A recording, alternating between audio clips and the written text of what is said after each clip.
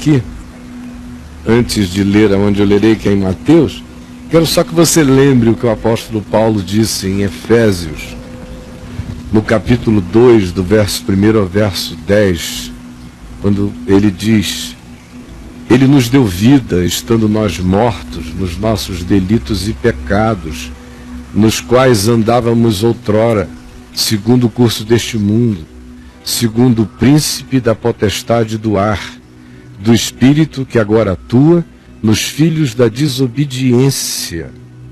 Isso é muito sério. Em cuja e por cujo espírito todos nós indiscriminadamente andamos tangidos na nossa vida, sendo objeto dessa presença mediúnica do mal nas regiões celestes. Mas Deus, sendo rico em misericórdia, e por causa do grande amor com que nos amou, estando nós mortos em nossos delitos e pecados, nos deu vida juntamente com Ele, com Cristo Jesus. Pela graça sois salvos, mediante a fé. Isto não vem de vós, não é produção própria, é dom de Deus. E não vem das nossas boas obras. A graça da salvação não é conquistada pelas nossas boas obras, mas pelo dom da graça em fé, mas pela fé como dom da graça em nós, e não por nossas obras de justiça que alcançamos salvação, não por nossas boas obras somos salvos, para que ninguém bata no peito, para que ninguém se jacte, para que ninguém se glorie. Prossegue Paulo: pois, por causa dessa graça, dessa salvação de graça, dessa fé que foi produzida em nós como dom da graça, por causa disso, como numa relação de causa e efeito, por causa do que nos aconteceu na graça de Deus, por causa do que nós foi infundido gratuitamente em Cristo, no amado, nós somos, por causa disso, feitura, obra dele, construção dele, escultura dele, projeto e execução dele, que já tem exatamente tudo quanto nos diz respeito em plenitude, realizado nele mesmo e em processo e consecução de realização na história enquanto nós estamos existindo aqui. Somos feitura dele, segundo sua imagem e semelhança, segundo a imagem e semelhança de Cristo Jesus. Somos homens do Filho do Homem, somos filhos de Deus em Cristo Jesus. Somos feitura dele, criados em Cristo Jesus, criados. Cada um que diz eu sou de Cristo é um Gênesis, é uma criação, é uma regeneração, é uma nova criatura, é filho dessa nova humanidade quando nasce de novo mesmo, criados em Cristo Jesus para a prática de vida, para a prática de boas obras, para a frutuosidade natural do amor, da compaixão, da benignidade, da bondade, da longanimidade, da mansidão, do domínio fruto. Dessas obras que são fruto do amor, nós fomos criados para ela, de antemão criados e preparados, porque é isso que caracteriza o resultado da fé na nossa vida. Ora, resultado que eu digo é resultado mesmo, a genuína fé produz isso.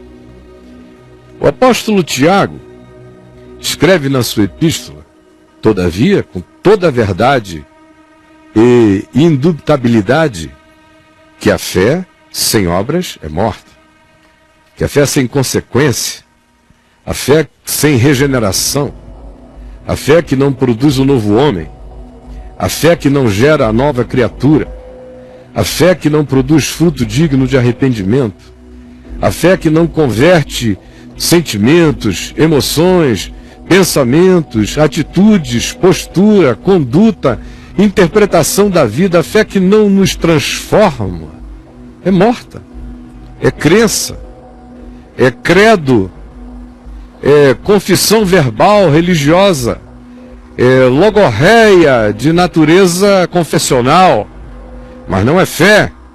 é fé de saduceu, é crença, é cultura, mas não é fé. Jamais será fé. Porque a genuína fé, quando infundida em nós, quando recebemos graça, e a recebemos todo dia, porque a vontade de Deus é que ninguém pereça, mas senão que todos cheguem ao pleno conhecimento da verdade, e é a bondade de Deus que nos conduz ao arrependimento, é a longanimidade dele que nos garante todo dia o fato de que aquele é um dia de salvação. Pois bem, é esta graça que, quando infundida e produz essa fé em nós, esta fé gera um constrangimento, porque primeiro ela compreende que Deus estava em Cristo reconciliando consigo unilateralmente o mundo. Eu já estou reconciliado com Deus, só não sabia disso. E vivia em ignorância e estupidez. Mas agora eu sei, quero e creio. A segunda coisa, essa fé me diz que todos os meus pecados estão pagos e consumados em Cristo e na cruz. E eu quero e creio.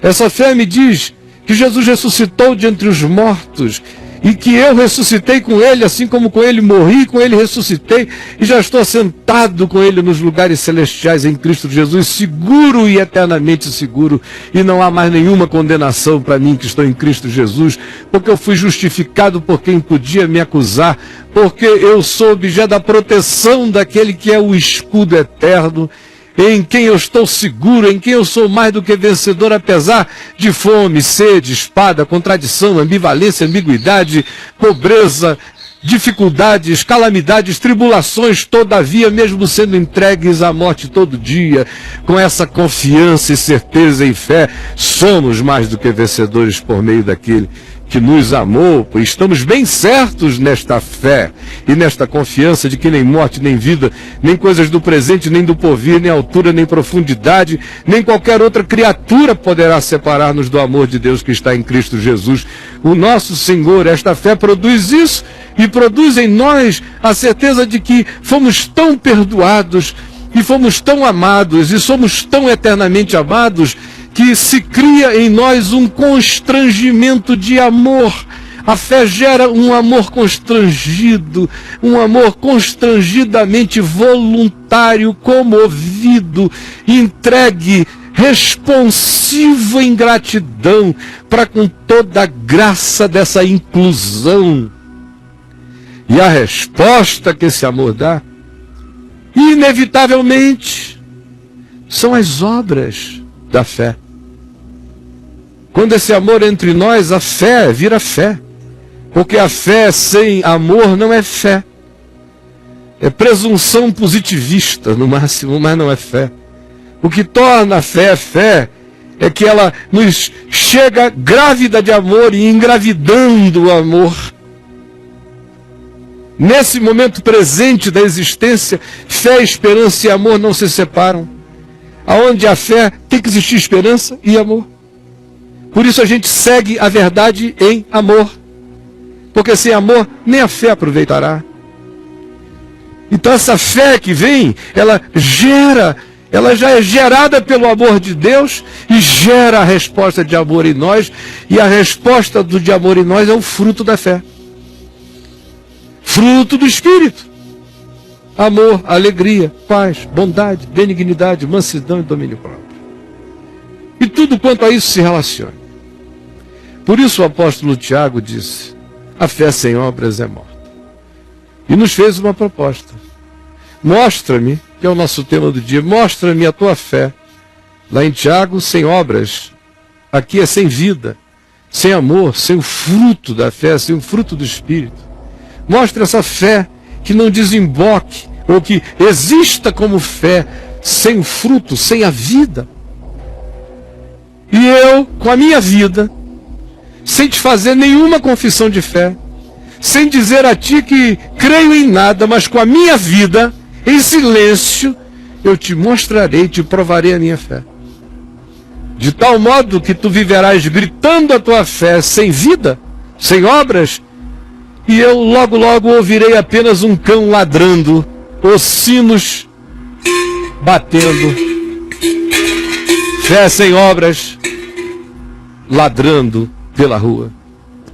E eu, sem nenhuma palavra, sem nenhuma argumentação, sem nenhuma apologia, sem nenhuma confissão, com a minha vida, um dia depois do outro, manifestando amor, compaixão, perdão, graça, bondade, misericórdia, fidelidade, domínio próprio, eu te mostrarei com a prática dessas coisas como eu sou um homem carregado da fé em Jesus, ainda que eu não te diga nada. A nossa ênfase é na falação. Fé para nós é discurso, gritaria. Fé é pontapé no chão. Fé é soco na mesa. Fé é grita, esbavejar. Não.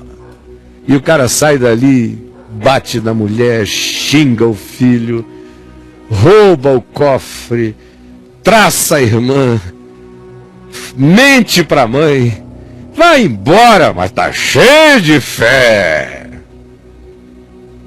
E Tiago diz, está morto. Enquanto há outros que quase não dizem nada. Mas é acerca desses que Jesus fala aqui, em Mateus, no capítulo 10, do verso 40 em diante. Quem vos recebe, a mim me recebe. É esse indivíduo que não está falando nada, só está sendo hospitaleiro, acolhedor, carinhoso, receptivo, perdoador, daquele que precisa, de alguém que chega, ou está sendo generoso, ou está dando um teto, ou está socorrendo, ou está dando apoio. Recebe, acolhe. Quem recebe, recebe. Quem vos recebe não significa dizer quem recebeu um de vocês, 12 apóstolos, ou um de vocês, meus discípulos. Jesus estava dizendo àqueles que estavam ali, olha, quem recebe o outro, quem recebeu um de vocês, por amor, me recebeu. Quem receber qualquer ser humano, por amor, me recebeu, junto. Eu vou no pacote da recepção amorosa. Quem me recebe, recebe aquele que me enviou. Ainda que o assunto não seja Deus, ainda que a conversa não tenha nada a ver com isso, recebeu o irmão, acolheu com amor, recebeu o Pai. Naquela casa não tem cruz, naquela casa não tem hino, naquela casa não tem igreja, naquela casa não tem culto, mas naquela casa tem alguém que recebeu alguém, que acolhe alguém, que ampara alguém. Eu estou lá. E vá dormir com esse barulho. Quem recebe um profeta, alguém que fala a verdade de Deus, quem recebe um profeta no caráter de profeta, quem acolhe um profeta, ajuda um profeta genuíno, não um falso profeta, quem está falando é Jesus, é profeta segundo Cristo. Quem recebe um profeta no caráter de profeta, receberá o galardão de profeta, porque só quem tem caráter de profeta identifica um profeta. Por isso receberá galardão de profeta sem estar procurando galardão. Recebeu só porque o caráter de ambos é igual. Existe identificação. O galardão é o mesmo, só porque acolheu. E quem der a beber, ainda que seja um copo de água fria, a um destes pequeninos, sejam criancinhas de rua, filhos de islâmicos, ou de budistas, ou de crentes, ou de ateus, ou de mães de santo, ou de bruxo, ou de feiticeiro, não interessa. Quem receber uma criancinha, me recebe. E quem receber um destes pequeninos aqui, qualquer um serzinho desse aqui, só por ele ser meu discípulo, eu fiz questão de antes incluir a criança em faixa etária, porque Jesus fala sobejamente sobre esse privilégio das crianças. Mas agora aqui ele se refere e subjetiviza a noção de pequeninos, apontando para os mais simples entre eles, dizendo: quem der um copo de água fria a vocês, meus pequeninos amigos, porque vocês são meus discípulos. Esse indivíduo disser: eis aí um seguidor de Jesus, deixa eu dar um copo de água fria para ele. Em verdade eu vos digo, de que de modo algum ele perderá o galardão, por causa dessas obras de amor que geram explicitamente a identificação dele com a fé.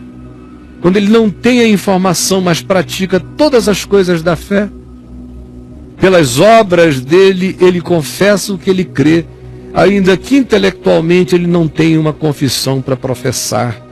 Mas a fé dele é demonstrada pelas obras e pelo fruto que a fé genuína produz, aonde há amor, bondade, longanimidade, alegria, paz, mansidão, domínio próprio, acolhimento, perdão. Aí há Deus, aí há a genuína fé. Ainda que o indivíduo não saiba, que ele esteja só acolhendo, só recebendo, Jesus disse, eu estou lá, porque com essa vida ele me mostra a fé que tem, ainda que ele não tenha aprendido um credo, mas a fé entrou nele, porque só a fé será o dunamis, a força motriz existencial para um ser que um dia depois do outro caminhe em amor, bondade, compaixão, perdão, graça. Será que não dá para entender? Nem quando Jesus em Mateus 25 nos diz que tem aquele pessoal que acha que tem a informação, que sabe de Deus porque conhece doutrinas da fé, e que é o pessoal para quem Jesus vai dizer, apartai-vos de mim. Porque eu tive fome e não me deste de comer, eu tive sede e não me deste de beber, eu estive nu e não me vestiste, eu estive enfermo e não foste ver-me, eu estive preso e não me visitaste, eu fui estrangeiro e não me acolheste.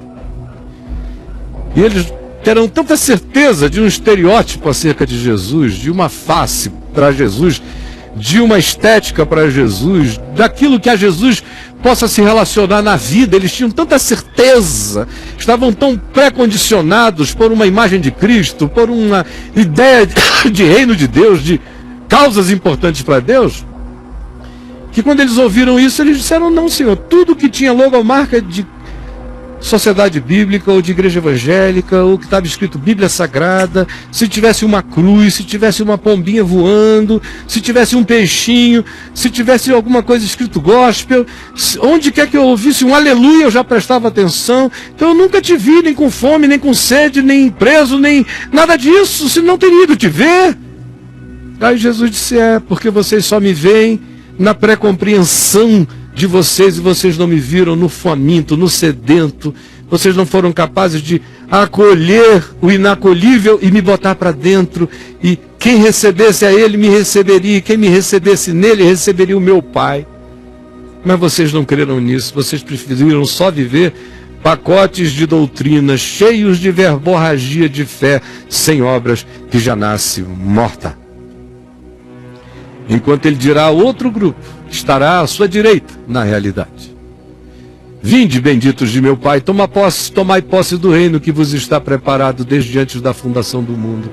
Porque eu tive fome e me deste de comer, eu tive sede e me deste de beber, eu estive nu e me vestistes, eu estive preso e fostes ver-me, eu estive doente e viestes visitar-me, eu fui estrangeiro e peregrino e me acolhestes e me hospedastes. E eles dirão: quando, Senhor, que te vimos em tais circunstâncias? Quando?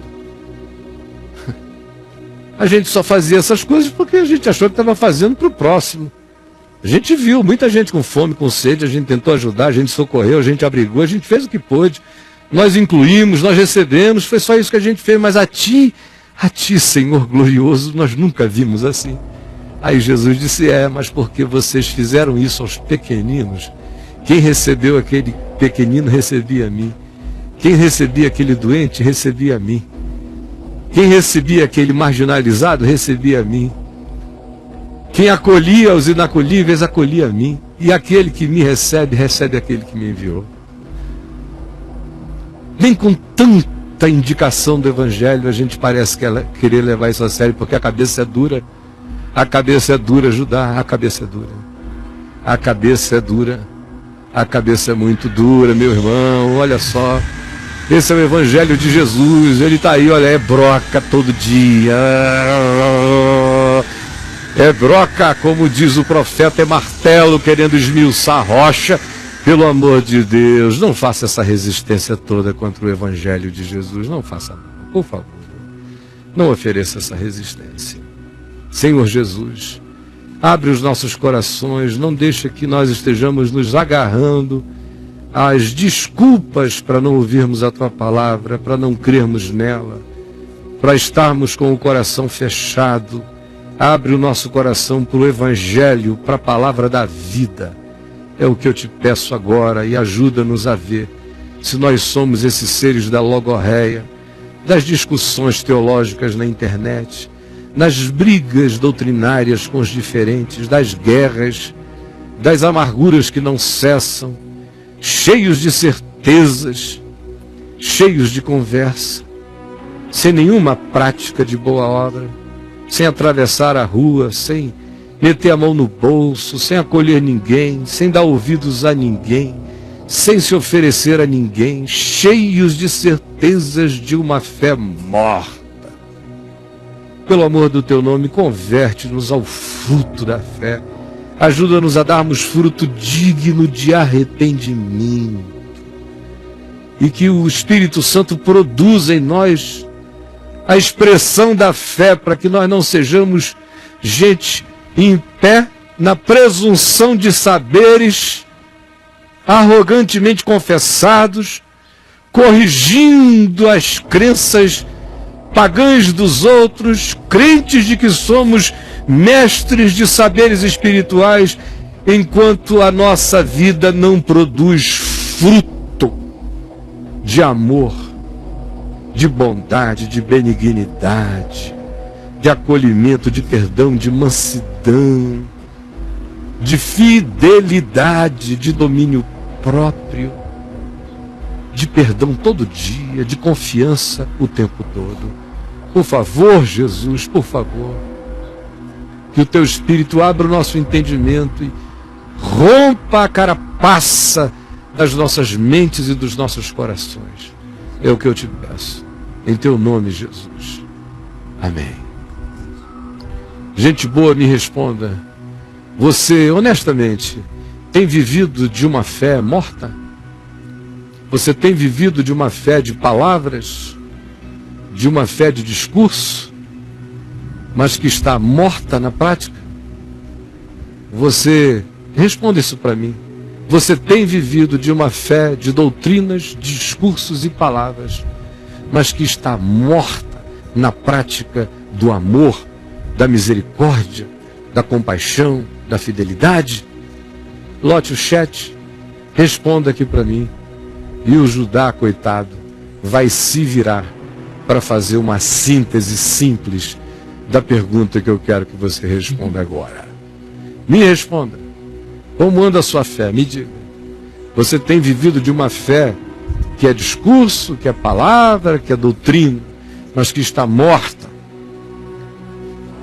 no fruto do Espírito, na prática do amor, do perdão, da graça, da misericórdia, da fidelidade, do autocontrole, do domínio próprio? Responda, por favor. Deixa eu ver o milagre que o Judá fez. Você tem vivido de uma fé de doutrinas, discursos e palavras, mas que está morta na prática do amor? Muito bem, Judá. Muito bem. É isso aí, gente boa. Nós vamos ao intervalo, enquanto isso você entope a caixa preta. Que Deus nos abençoe. Aproveite e escreva já. Tchau, tchau.